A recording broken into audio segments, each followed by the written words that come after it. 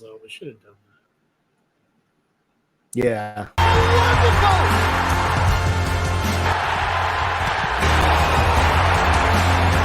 Without doubt, I think it's by far the best league in the world. How dare you score like that in the Premier League? Mission accomplished in the Premier League. The American. Hello, everyone, and welcome to another edition of our Premier League show, brought to you by the folks here at American Scouser TV. I am your host, Gally, and joined as always by my co-host and friend, Mr. Paul Bickler. How are you, my friend? What's happening? Good evening. Yeah, we're back for a third week. Maybe there was an eventful match or two this weekend. I don't know. It's only the most competitive league in the world with some of the craziest goddamn shit you'll ever see. And we're going to talk a little bit about it this week. So let's get at it like we usually do. We'll start out here, take a look at the fixtures, highlight maybe a few key ones. Other than the fact that for another weekend, a third to a fourth of the matches almost picked up red cards, which brings us to 9 through 3 game weeks. And it's got to be an all-time record for the Premier League. I didn't take the time, and we don't have the crack production to look that kind of shit up, and I can barely count to 9, let alone 10. But there were a lot of red cards, and, if I'm Liverpool and Fulham, I'm starting to think that the league has something out against me.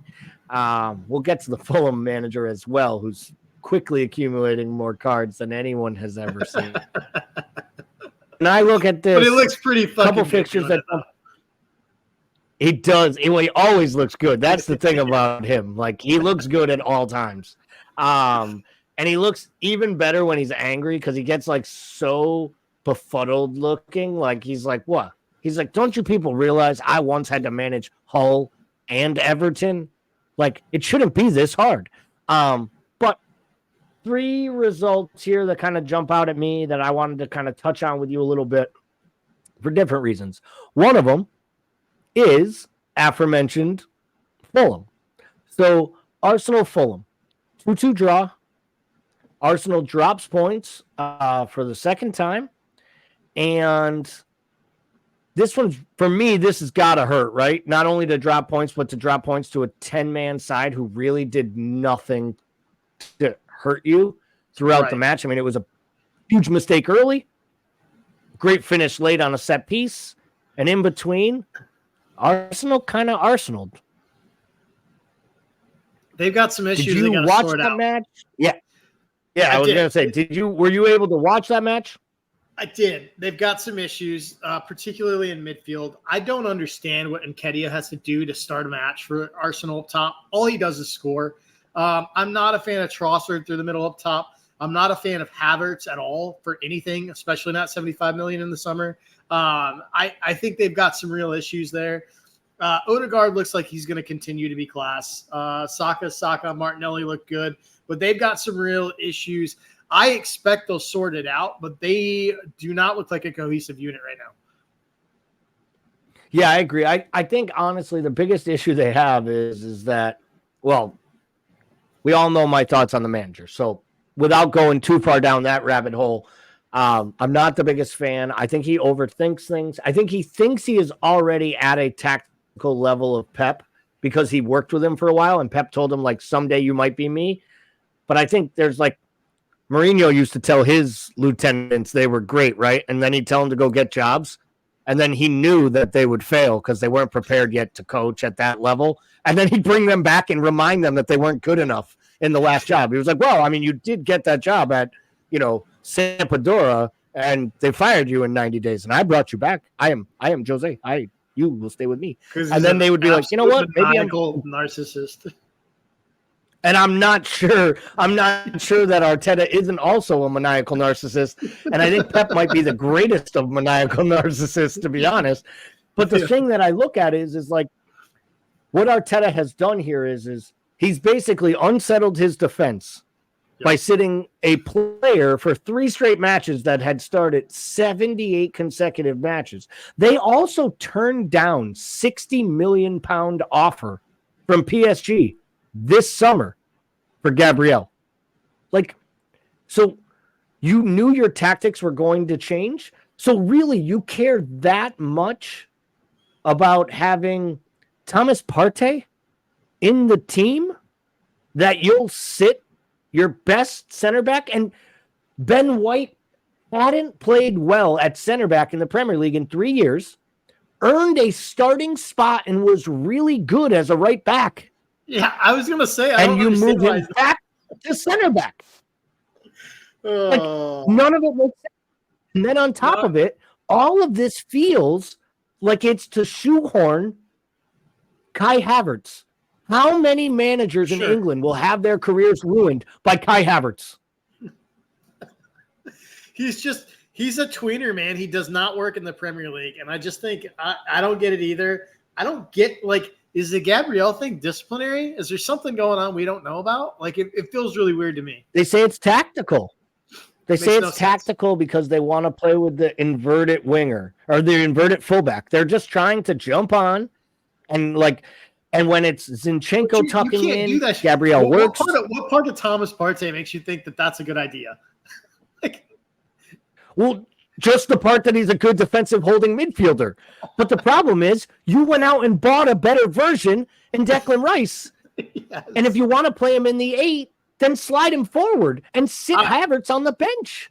I just don't think Partey has the mobility to play that position either like that. Like, he doesn't have the ability to turn it outside and burn it. You know what I mean? Like, I don't know. So, I don't want to stick on this too long, and God knows I can rip on Miguel Arteta and his decisions all day long, especially when they don't whole work. Show for that. We need to do it. We could do a whole show on my hatred for Arteta and his Lego helmet haircut. But, give it back to Antonio Conte. If you really want to be Antonio Conte, then just be maniacal and act like an asshole. You did that for your first freaking 10 months on the job at Arsenal. But the one thing I will say to Fulham, good on Fulham, never gave up. Paulinho was the best player on the pitch in the second half. He deserved his goal. I'm so happy he had it. It was such a great goal, too. It's not an easy one-timing off of a corner like that, and then to slot it in the corner. Really, really well done. Don't understand some of the Arsenal substitutions. I'm with you on Nketiah. I think the problem with Nketiah is, and it's been the knock on him all along, yes, he does just score goals, and Divock Origi just scored goals. The problem was he did nothing else than score goals.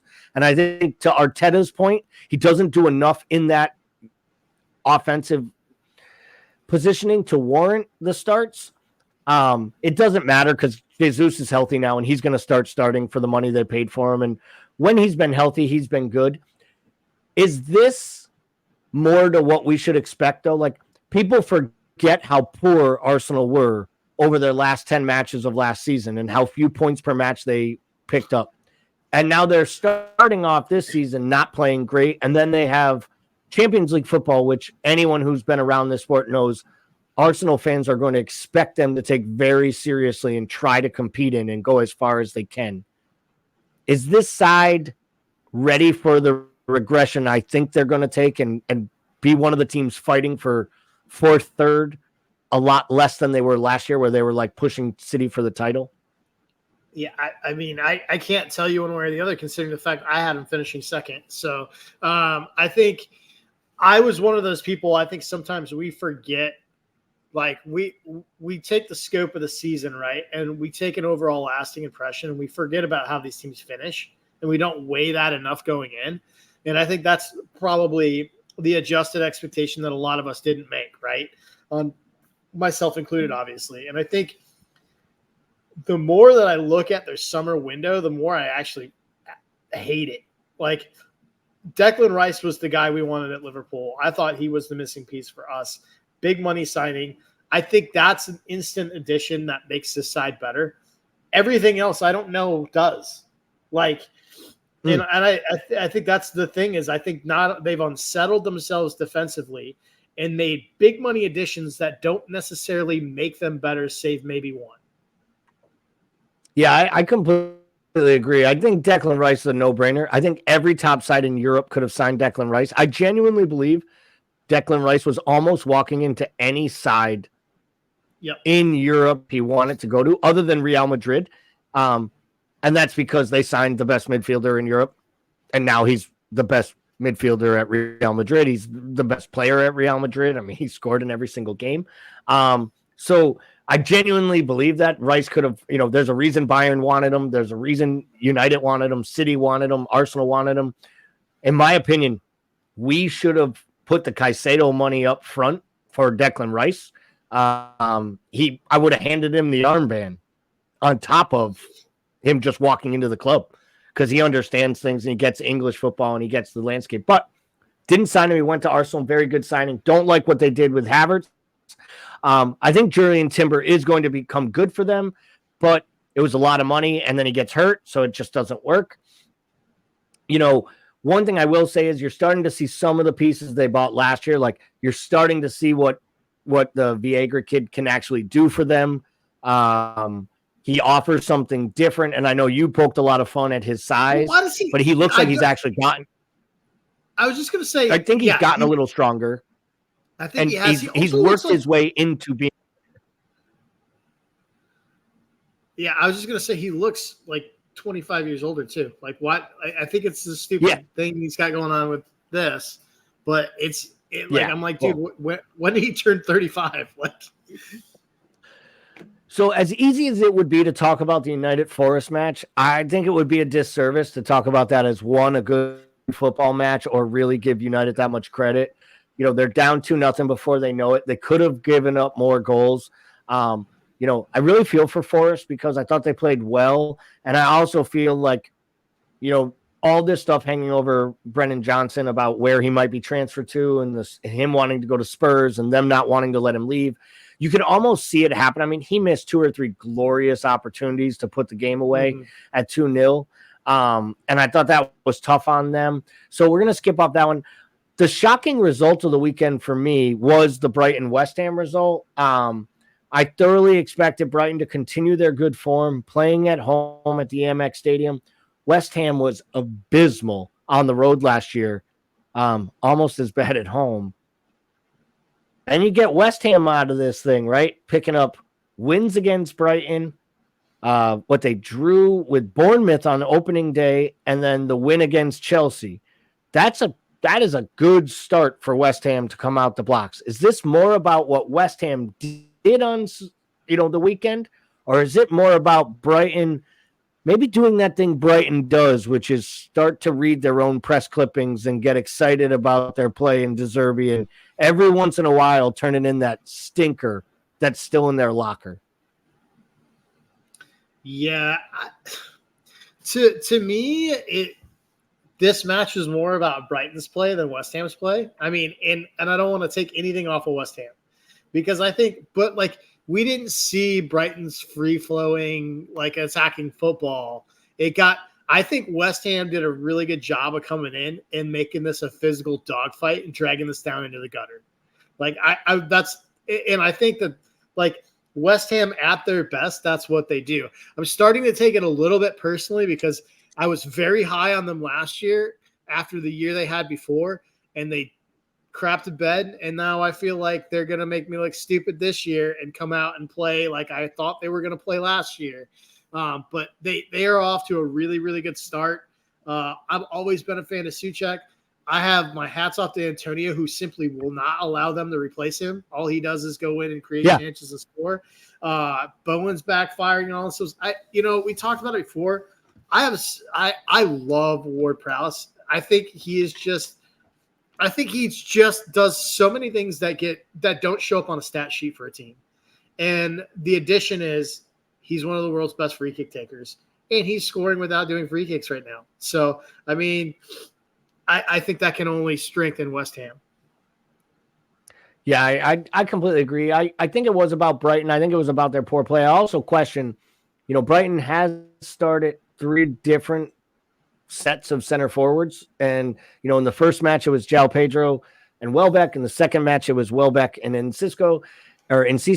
And in the third match, it was Welbeck and Ferguson.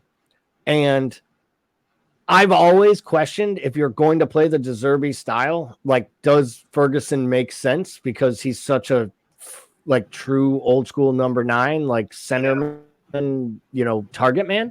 And I almost questioned whether or not that slowed them down in this match and almost played into West Ham's counterattack because they just stood on him and just kind of battered him around a little bit. So for me, maybe a little bit of coming back to life, but like people forget, Brighton was in the midst of a beautiful run and somehow lost 5-1 against Everton at home when Everton couldn't score a goal. So they have these moments in them, and it makes me wonder if we didn't get a little too caught up, and I'll raise my hand as one of those people, getting caught up in their back-to-back 4-goal, free-flowing performances. Because I think when you add in the Europa League and the taxing that's going to do on this squad, and I'm sorry, Brighton may never get back in Europe again. They can't rotate and play a weekend squad on Thursday nights. Their best side almost has to go out there on Thursdays. And then they need to find balance for the weekend. And it might be difficult no matter how well they recruit. And I will say every time they bring on a sub, I think to myself, wow, that's another guy who's going to go for 100 million someday. I really do think the Enciso injury hurts them big time, though. I mean, he was you could see the impact that kid was making on that side, and he was their next $100 million player. So it sounds like he's going to be out for the majority of the year, which I think is a real blow for them. It's a blow for them. I mean, it's a blow for everyone in the league, to be honest, because he was going to be the next up-and-coming talent. And, in some ways it may save them a little bit because it sounded like there were clubs like City and them that were monitoring them. And with the injuries, they might have come in with some bids. And I think that's the last thing anybody wants to see at this point. So last match, be remiss to not talk about Liverpool-Newcastle. They've had a few exciting matches over the years. This one did not let us down. We talked about it a lot on our Monday night podcast, but for this show, we have to talk about it. Match of the weekend. Liverpool come out 2-1 winners. Huge talking points from Trent should have been sent off, Virgil being sent off, the substitutions, and of course, I'll steal the line that everyone is printing in every English newspaper. This is the evolution of Darwin. And it is a good line. I got to be honest. That's a pretty good headline. If you're written to write headlines, that's a good headline. More about Newcastle's coming up short with 11 men. More about Liverpool showing they're still one of the top sides in England for you, Paul. I mean, I don't know if I'd go that far. I think, and obviously we're Liverpool supporters, but if I think I'm being objective about this, for me, it's about Liverpool's spirit, which we haven't seen in a long time. We haven't seen that ability to dig deep when our back is against the wall and really take the game by the scruff of the neck when we have no business doing it. And I think that was the thing, is that we hung in there, took their best shot, countered down a man. I think in the way we did it with all fire cylinder, every substitution seemed to click. A player that, we got for big money that's been, a lot of people have talked poorly about, he comes in a big moment and does it. So I think it was more about just the general spirit of being able to do that. Liverpool, I think it's Liverpool, but people will talk about Newcastle taking the foot off the gas and missing an opportunity for sure. I think there's learning curves in these things. There's learning curves for players. There's learning curves. We talk about betting in process. There's also learning curves for managers. And I think there was expectation on Eddie Howe's side for the first time against the top side in their building to put in a performance. And let's be honest, for 45 minutes, he got more than his money's worth of that performance, and he set them up in a really good way to compete. And I think he kind of got caught up in the emotions of the match, and that really hurt him. And I expect Eddie Howe to get better from it. He's a top-level manager, in my opinion. I think he will learn from it. But I do think on this Sunday, it was more about what Klopp did to counter what Howe was doing, and how not doing enough to counter what Klopp was making changes on. And the changes all worked.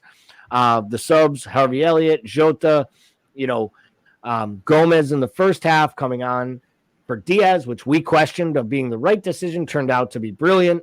And And as time went on in the match, you saw them wear down the defenders. They made different types of substitutions on the Newcastle side, and eventually Darwin gets his 2, sticks him in the back of the net, celebrates like a rock star that he is. I heard Neil Atkinson from the Anfield Rap describe him as he looks like a mother bleeping life living pirate. And I thought about it, and I was like, if that dude let his hair down and just showed up with like a fake hook and showed all of his tattoos, you would absolutely think he was basically coming. He's a gold tooth. Yeah, he's a gold tooth away from. Yeah, he's Jack Sparrow just showing up on Halloween. It's amazing. Like, it was unbelievable analogy by Neil Atkinson. So I loved it. Let's take a quick look at the table. It's too early to get too excited. God, it would have been really exciting had City found a way to drop those damn points. But Rodri does what he does and scores big goals in big moments. City does what they do and just continue to win. City sitting on 9 points, followed closely by West Ham and Tottenham. Liverpool and Arsenal all on 7, while also differentiating themselves in goal difference. Brighton, Villa, United, Brentford, Chelsea wrap out the top 10. Obviously, there's a bunch of teams on 3 points. If you look at this top half of the table, does anything honestly jump out at you? I know West Ham's second might. Like, I wouldn't be that shocked if these are the 10 teams in the top half of the table in some order by the end of the season. It almost feels like this season is quickly kind of showing itself that there's going to be a group of haves, some we're safe already, and then an entire group of have-nots. And it feels like this could be one of those weird seasons where there isn't as much drama as we've had in the past. I mean, for the most part, these are the teams, right? I think you're looking at probably like West Ham, Villa, Brentford. Of those 3, one of those drops for Newcastle, right? I mean, that's the obvious one. You would expect Newcastle to be in this frame. They played 2 of their toughest fixtures they'll play all year. I got to tell you, dude, I'm fucking shocked by Tottenham. Not only do they look organized, they have 2 of the like brightest young talents in the league. That Sarr kid is just absolutely enjoyable to watch, and he's outshining Basuma, who's playing his best football. So it's a strange spot when Tottenham is a good. I think it's a low key good watch. Like, I don't feel like people are talking about it, but it's good football. Oh yeah, and I think you underestimate how good a signing the young left back from Udinese that they signed, the Agodi kid. He is unreal. He's so good. You can see it, and he fits the system perfectly. The idea that they're firing like this, scoring goals, getting results, keeping clean sheets, and Son hasn't got it going yet. Kulusevski looks good. I think the Solomon kid is going to turn out to be a sneaky good buy. If they really want to do something, they sign themselves a striker in the next 72 hours, and they stop starting Richarlison. But the manager seems to really... Sorry, I was just going to say, can you imagine if they were able to sneak in and get I mean, he's not available now, right? But like an Ivan Toney, like... That's what the big rumors are, is that in January, both them and Arsenal are going to make heavy moves for Toney. If I'm Toney, I'm going to Tottenham before I'm going to Arsenal. Even with Champions League football, he would be a perfect fit for them. There's rumors that they're in with like a $40 million, $45 million bid for Brennan Johnson from Nottingham Forest. I just don't think he's a center forward, lead the line striker. So I don't know that he's the right buy. I almost feel like that's a wrong move for him. There are some strikers out there for them to go try to get. There's even rumors that they were trying to get Arsenal to consider selling Flo Balogun to them. Arsenal would have to really hate the player, and they clearly don't like him. They'd really have to hate the player if they were going to sell him to Tottenham. I don't see that happening any day of the week. But we spend some time on the top of the table, spend some time at the bottom. When you look at this, outside of, just the inevitable fun to poke fun at, which is Everton rock bottom with 0 goals scored, is it just me, or after watching 3 weeks worth of football, like, this could be one of the best and worst relegation battles we've ever watched, because Right. I genuinely am not sure how many points Luton or Sheffield United are going to pick up all season long. Like, they might be two of the worst Premier League teams I really think that there's 7 teams here that are just variations of the same shite when you watch it. And I think it's really going to come down to, like, I think Forest is sitting there because they can score goals, right? But they can also concede them just as fast as they can score them. I joked, I don't want to kick them all the way down. Calvert-Lewis is out, right? And that's obviously a big part of what they are going to do offensively. But I joked earlier in the year, like, Everton could be lucky to hit 32 goals this year. And I almost kind of like stand by that. like, I mean, they're gonna struggle to score. And Luton Town just didn't add enough quality. These Burnley, Sheffield, even Wolves to some degree are just teams that are going to struggle to score. It's going to be a dog pile down here, and it's going to get interesting, I think. It's just crazy, the idea that, like, Wolves might look at this and just be like, yeah, we'll be okay because we can do just enough to string together 6 wins. Like, there's a legitimate argument that, like, some team might be safe this year with like 28 points. That's how bad I genuinely believe these guys are going to be. I honestly, I'm dead serious when I say this. Luton could go picking up a win. The team, they did everything they could to try to draw a game 0-0, gave up a goal, got one basically completely against the run of play. And I know they had chances, but they haven't looked good in any match they've played yet. And they're not spending. They have financial woes. We know what. I'll say, you can see what that manager's trying to do. And there's enough attacking prowess between Solanke, the Sameo kid, who looks a really good player, and the Anthony kid, who you know can play. And Kluivert. Like, I think Bournemouth, can't believe I'm going to say this, Galley saying this, match week 3, I think Bournemouth's probably going to be safe this year. That's fucked crazy. But it's just crazy that I'm saying it and that it might be true. I really think that, like, Sheffield United and Luton are down. Like, in my opinion, they're both gone. Yeah. And it comes down to, like, Everton, Wolves, Burnley, Bournemouth, and probably Forest, to your point. Worry a little bit about Fulham when it comes to, like, losing Mitrovic, and do they have enough goals on their side? But I think they have enough quality. And Roy Hodgson's too good a manager to let Crystal Palace not have 17 draws this season. And that'll probably be enough with their 3 or 4 wins to keep them up. So it's a little crazy to me that we've gotten to this point already, right, in a season, that we can look at that table and say, like, we have 4 or 5 teams with 0 points after 3 matches, and not see where goals or match or points are coming from. And, you know, I forget who it was that said it. Like, if you're a promoted team or a team in the relegation zone, you need 3 things. You need a goal scorer who can earn you 10 points, right? And you need a goalkeeper who can save you 10 points. And then from there, you just got to figure out a way to get another 20 points, and you get to 40. None of those teams have that. They don't have a defense that can keep enough clean sheets to steal your points, and they don't have the strikers to score goals. Now, there's rumors that Everton are in for this Beto.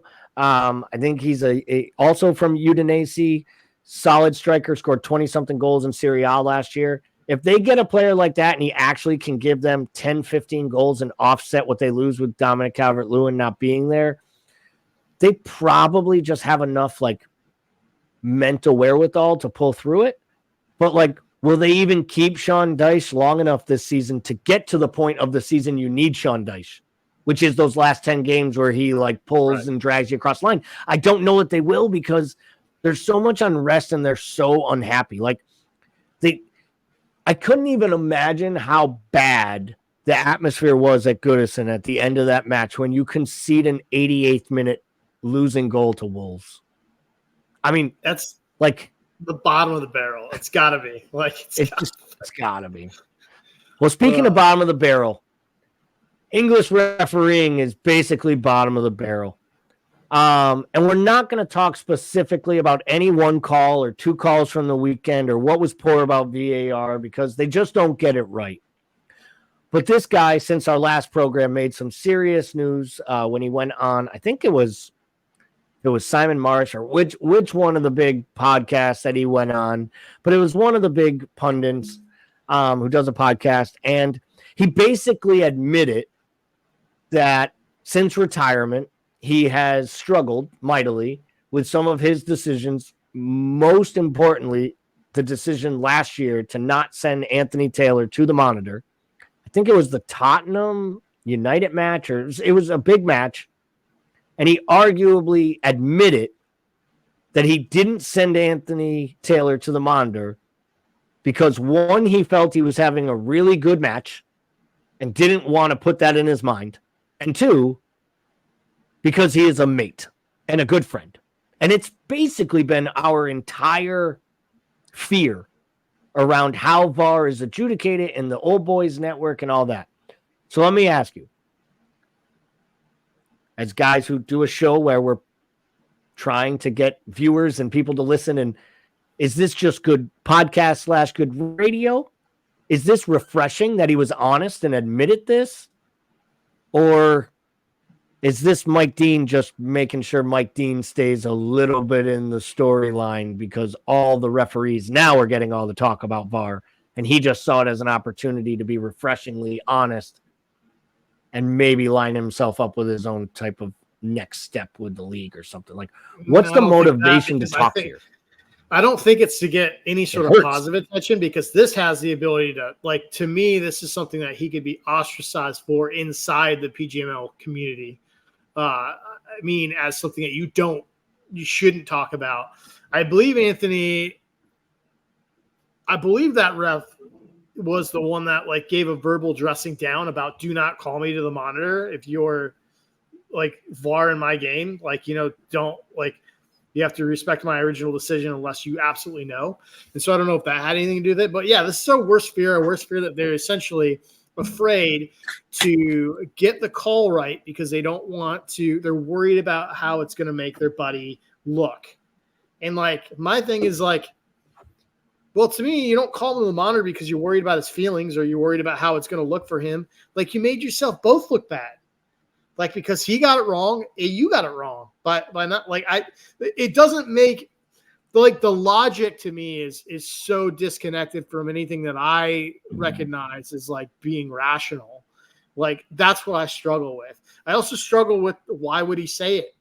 Like, because I don't know why. Like, I do feel like this is something that has the ability to have a huge amount of blowback on him specifically. So yeah, I don't know. Yeah, it didn't make sense to me why you bring it up, other than you want it to bring attention to the moment. But then again, all you're really doing is saying, like, and I felt Anthony Taylor was so weak that he couldn't handle me calling him out on this, or that I thought that the media would turn around and blame him for the bad call, so I wanted to help him. And I felt like he was already having such a good game. And it's like, why does that matter? Why does it matter the level? I wouldn't care if he did a terrible job all match. If he got a penalty right at the end of the match, I'm not going to send him to the monitor. I'm going to send him to the monitor if I think there's a clear and obvious error for him to go review and decide if he wants to correct it. But I think, to your point, and I think it was Anthony Taylor that basically spoke out and said, I want my coworkers to know. I only want you to send me to the monitor if you know I'm wrong. Yeah. Because I think Anthony Taylor is one of, like, 3 English officials to actually go to a monitor and come back and not change his call. Right. It's happened so infrequently. I mean, part of that is because they never send them to the monitor. But it's almost like they're asking for a pass because I hold this high level. I reffed a Champions League semifinal. Like, I don't give a shit if you ref Pop Warner football. If you get a call wrong, The assistant's there to help you. Yeah, I wonder if there's some sort of like, I think like, is there some sort of internal thing that we don't know, that we don't see? Is there some sort of like grading scale that they get graded on? Are they docked? Like, I think if it was pay, you'd hear about it, but like, is there something that like, that they get negatively marked for if they have to overturn an original decision? Do you know what I mean?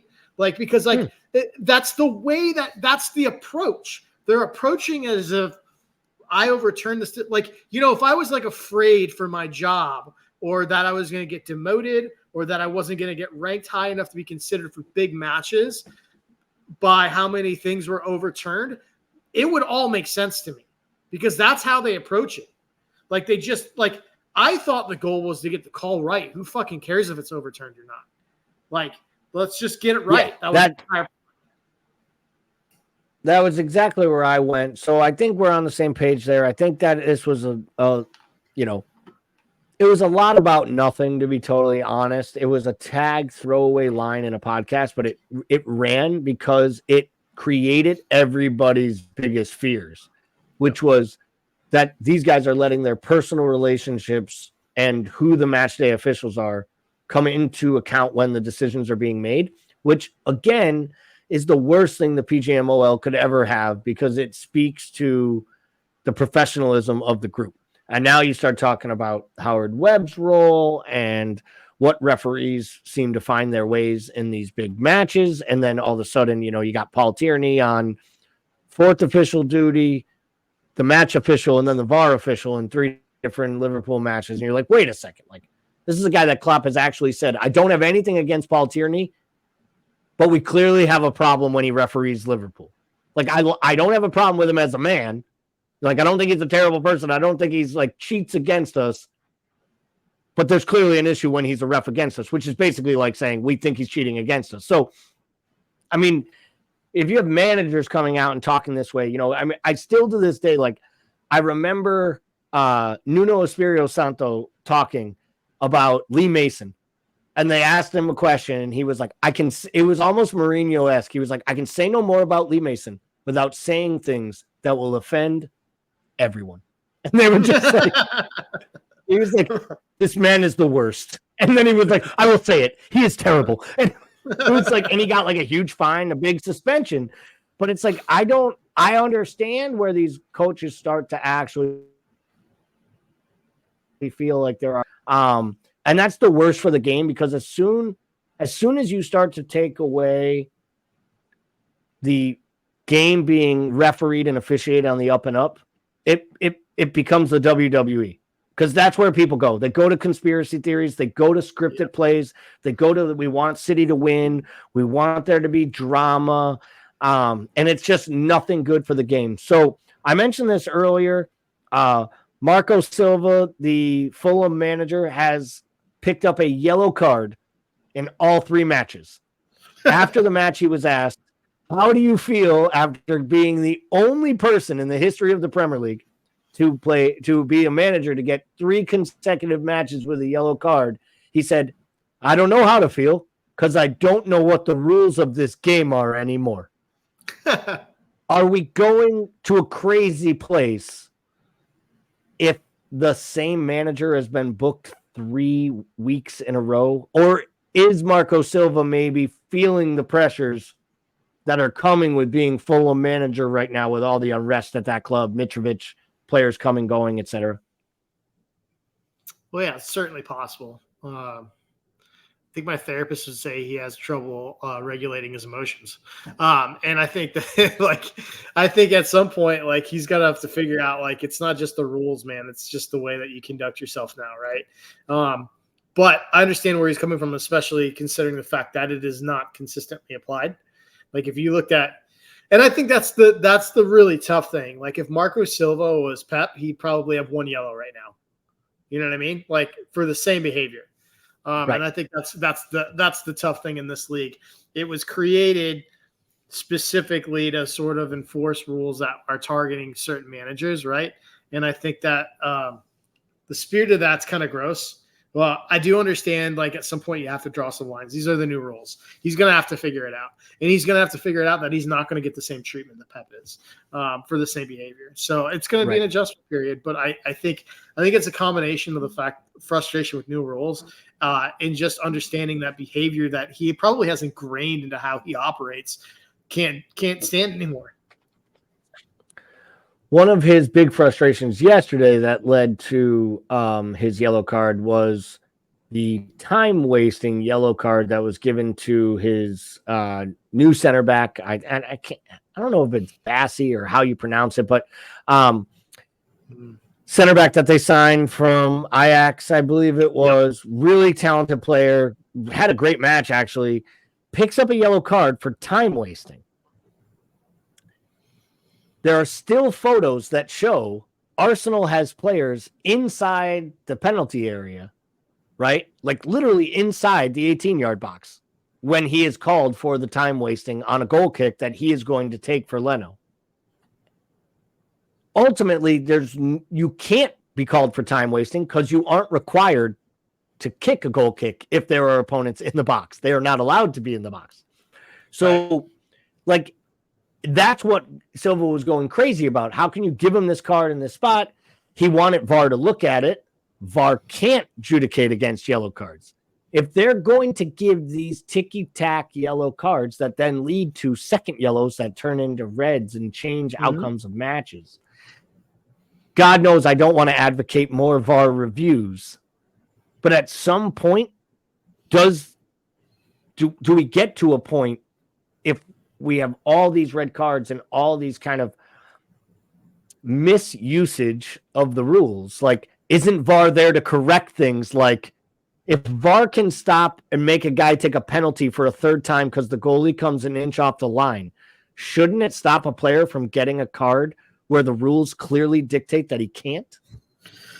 Yeah, for sure. But I mean, we can't even get VAR application red on the easy things, right? Now we're going to put yellows on it. Like, it's just, it's a tough situation because I feel like we keep trying to redefine these and we keep trying to tweak this and tweak that. And it just has become a huge mess. And I really think of all the rules, the ones that I hate the most are the time wasting yellow cards on throw-ins and set pieces, because I think that those are legitimate situations that oftentimes take more time, like versus like how long a goalkeeper takes to get up, or like a player. Like I still don't understand why we're enforcing all these yellows, but we're allowing for consistent and constant diving all over the pitch. Like it's worse than I feel like it's ever been. Like, and I don't understand, like, we're sitting here looking at an instant replay for 5 minutes to see if there was contact with the player, and we can see no contact. They end the VAR review and there's no card for that player. Like, so I went off a bit, but I think, like, I really think that the yellow cards for time wasting. No, I agree. Like, I don't understand what real value we're bringing to the game with those. Well, I promise to our listeners, we will do everything we can by next Monday night when we record this program again and release it Tuesday or Wednesday to have our middle segment and our like primary discussion around the league be something other than the officiating or VAR. But honestly, there hasn't been a topic that's warranted it yet outside of this. This is the only top league in the world in any sport where where referees are a constant topic. And that's a problem. Another constant topic that's been on everyone's radars for the last, 60 days or so, and we'll be wrapping up in the next 3 days on, I think, what is it? It's actually the first at 6 p.m. Eastern, 11 p.m.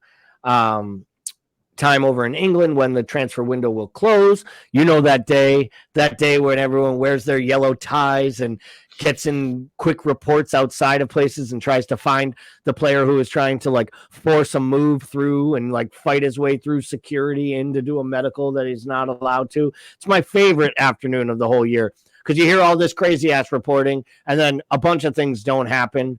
And then you find out like somebody's fax machine broke and therefore a player is stuck at his club for another couple of years. It's outstanding stuff. But some transfers did occur this week. 3 that I wanted to highlight and talk about here. We'll start with the least important one, which is probably Chelsea signing their 8,455th player of the window. They signed an MLS goalkeeper, Jordi Petrovic. He came from the New England Revolution. As someone who's gone to a few of those matches, I can say this is a really, really talented goalkeeper, international level keeper. I think this is a really good signing. There's some that believe by the end of the year he may even challenge Sanchez for the number 1 jersey, which will be really interesting. $14 million signing. I'll give Chelsea credit. I'm pretty sure they signed him to a 35-year contract, so they don't deserve as much credit for that. Working backwards from right to left and also backwards from the least important to the most. Cameron Archer leaves Aston Villa. He was a Villa youth player. He's had some really good performances with the youth teams in England. He's got a big set of skill sets. Villa loved him, but I just don't think he was going to break into the Villa side anytime soon. He goes to Sheffield United on a permanent move. I don't know that he's ready to be. This reminds me of Ryan Brewster going to Sheffield United and them thinking they bought a striker. I just don't think he's ready yet to be the main guy, but they're going to expect him to be that. So I don't know that this does much more than maybe give some people out there a cheap fantasy aspect to roll into your lineup for a guy who might start for a bad team, right? Like either of those signings, they do anything for you. Either the keeper for Chelsea or the Chelsea the one kid. is just white. It's white noise at this point with Chelsea. Right. I love Archer. I'm with you though, dude. It feels like too big of a leap too soon, for sure. But I mean, I think they're both. I don't know. The Chelsea. I don't get the Chelsea thing at all. But I'm happy for him to have an opportunity at a club that's going to play him. The bonus is he's going to get minutes. I just don't know how beneficial those minutes are going to be for him. And of course, the major kind of player on this screen, one that was linked with a lot of different sides. The attacking midfielder out of Ajax, is it Mohamed Kudus? Is that Kudus? Is that how it's pronounced? I don't know. I'll probably pronounce it incorrectly. To me, this is like a coup. This is West Ham using the Declan Rice money well, signing a player they needed, a player with the right skill sets, a player that can offer, this is a better version of spending money on Maxwell Cornet. This is a better version of Saad Ben Rama. This is a better version of Flynn Downs. Like this is West Ham. I mean, they're going to have a pretty formidable midfield with him and James Ward-Prowse and Thomas Souček patrolling. And then you offer what they have going forward. This could be a sneaky good signing, in my opinion. Like somewhere upwards of signing of the year if it strikes properly for West Ham, because this is a player that's normally outside of their talent pool, in my opinion. Maybe I'm overrating the player, but really, this is a player that Barcelona had a long look at and really wanted for a long time too. So, just speaks to the quality of the kid. I think it is a big signing for them. It protects them in a number of ways. If they do lose Paqueta, they have another option that they can plug up top. It's also going to allow them to move Souček back. So it is a big time signing, not only in terms of talent and quality, but what it does and what it really allows Moyes to do with that squad. Yeah, I really feel like it was a big, and it's not just a signing. Like we always talk about, some signings are huge for the play on the pitch, and some signings are just huge for the other 24 guys in the dressing room to know they believe in us and they think we can do more and we can push forward from here. And it feels to me like it's both. It's a signing that makes them exceptionally better, exponentially better on the numbers and on the pitch. And I think it's also a signing that says to players like Jared Bowen and Saad Ben Rama and some of the other young players they have, hey, you may not spend the next 10 years of your career at this club, but if you got to be here for the next couple of years, we're going to try our best to compete. We're going to try our best to make moves that work and make this team better and continue to push on. And I think you see that a little bit of that excitement. And I think I think when you sign a player like that midweek that no one thought you could sign, and then you come out and put in a performance like they did at Brighton, I'm not sure that those two things sometimes don't draw some parallels to each other. And I think there is something to be said about the breath of fresh air that gets blown into the dressing room. And God, I hope by Sunday afternoon, when Liverpool lines up against Aston Villa, there's that same breath of fresh air blown into their dressing room with maybe two more signings sitting up in street clothes, waiting for their run out after the international break. So we got some incoming transfers. We had a couple of outgoing transfers. Aymeric Laporte leaves Manchester City, prime of his career. This guy's been rumored to go to Barcelona, rumored to go to big clubs all over the continent, right? Ends up in Saudi Arabia. Is this more about a player just absolutely falling out with Pep Guardiola and knowing I have to leave and like taking the 1-2 years and the big money? Or is this literally just another footballer proving that it's all about the money, stupid? I think it's probably both. I think it's probably an opportunity to leave, and I think it's probably an easy opportunity to make big money and not have a whole I just think some of these, maybe this speaks to where the game's at in terms of like just the amount of media attention and pressure a lot of these guys are under. Because I kind of get the impression that a lot of these guys are cool taking a little holiday and playing in front of a couple thousand people and taking a huge bag to do it without any of the external media pressure. Yeah, I never thought of the media side of it. I've always thought about the money. And I've always said, too, I think some of these guys, they're so arrogant, and that's what, like, they are the 1% of 1%, which is what makes them to this highest level, that they don't believe. Like, I used to say this about, like, I know we talk about baseball, at least Temujin isn't here, I can say it and get away with it, but we talk about, like, Roger Clemens and, like, being such an ass, sitting up on Congress and like lying and waving his finger at people. Like, I didn't do these things. They're like, no, we have actually documents of your wife injecting you with this shit. Like, it's actually a fact. Like, we know it was real. It happened. You failed tests. I didn't do this. I honestly believe he convinced himself he hadn't cheated. But yeah, it's also like, and I've used this argument with, the TO argument. People would be like, well, he's so arrogant. He's a football player, but he doesn't have to be such a jerk. He doesn't have to be so brash and defiant. And it's like, it was being brash and defiant that got him out of a trailer park in Mississippi and got him to become one of the greatest 5 NFL football players or wide receivers to ever play the game. Then they make it to the top level, and you're like, will you stop being so brash and defiant and fighting us on everything? Like, and I think some of these guys think, hey, I can go there for 2 years, make $30 million, and Barcelona will still sign me. I'll only be 27, but I get out of here and I pick up all this cash. And, who knows? Maybe the league does take off. That one was a killer for me because I remember watching Laporte when they first signed him and being like, they signed a Rolls Royce. Like, they signed a class player who could do everything, score goals, was good on the ball, could play in any position they needed in the system. And as time went on, it's like, I don't know if he just fell out of love with Pep, but I also think Pep makes some guys fall out of love with playing football because he's so tough in the training. Like, I think Leroy Sané is a prime example.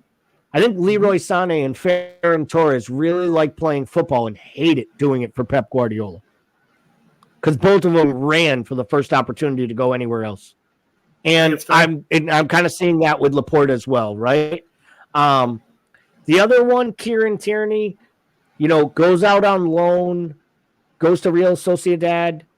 For me, this was, and I kind of equate this to the hype we all brought in to bringing in, and my brain is mush right now, bringing in the young kid at Liverpool, fullback.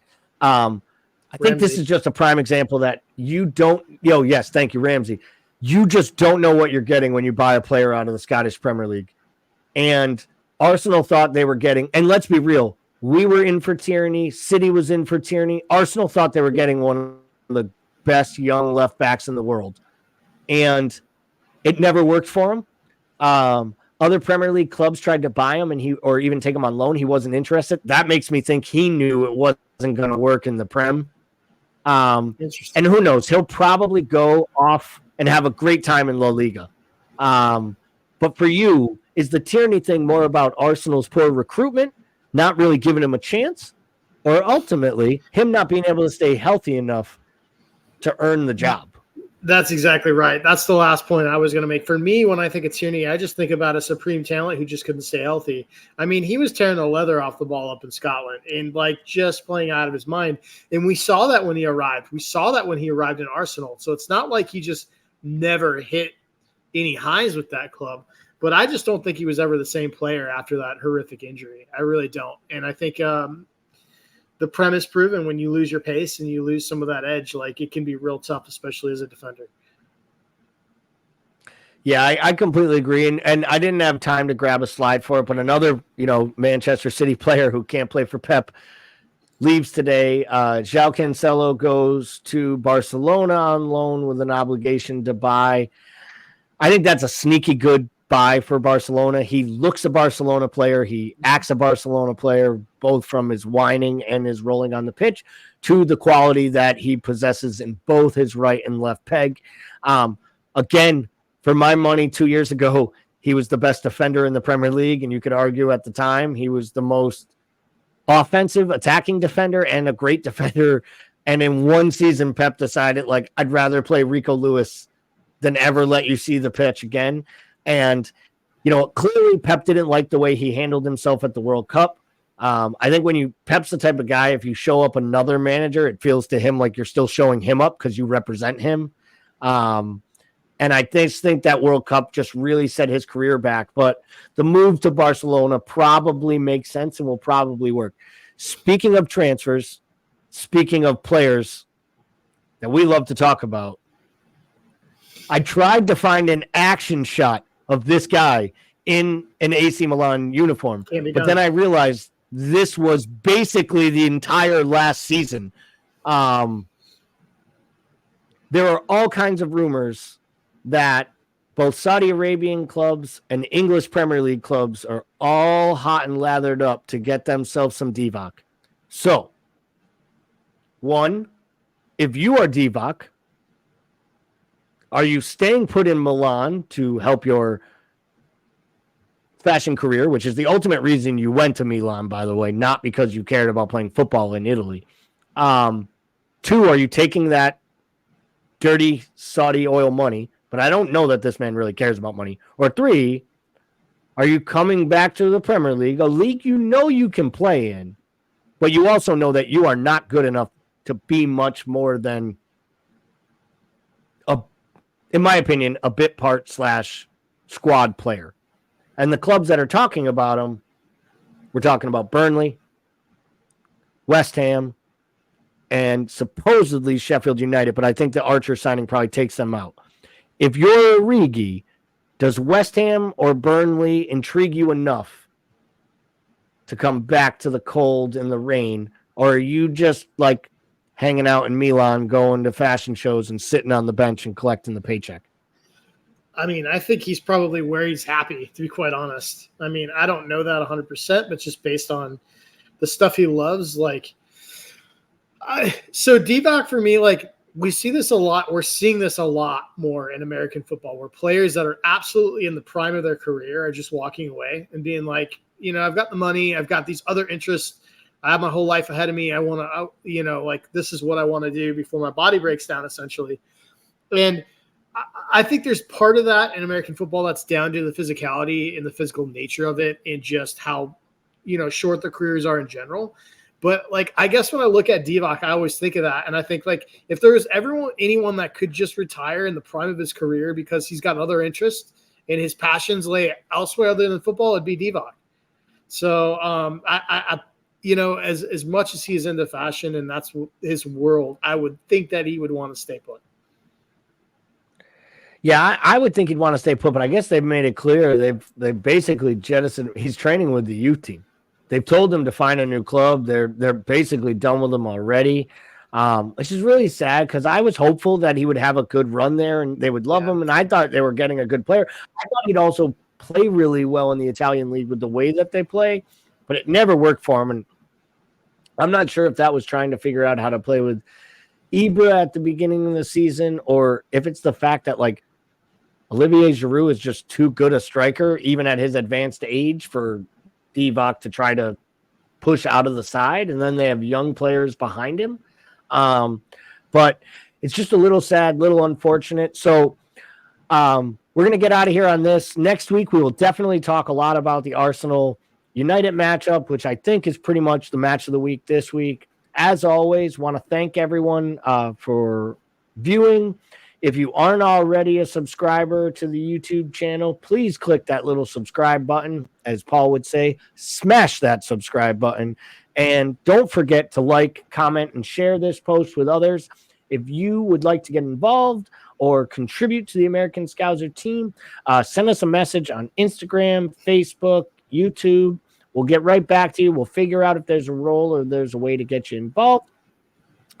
So for myself and for my co-host, Mr. Bickler, thank you for watching. Thanks for taking another hour out of your day to focus on the Premier League, our review of it. We'll be back next week with another show. And until then, we will say good night, and we will see you all.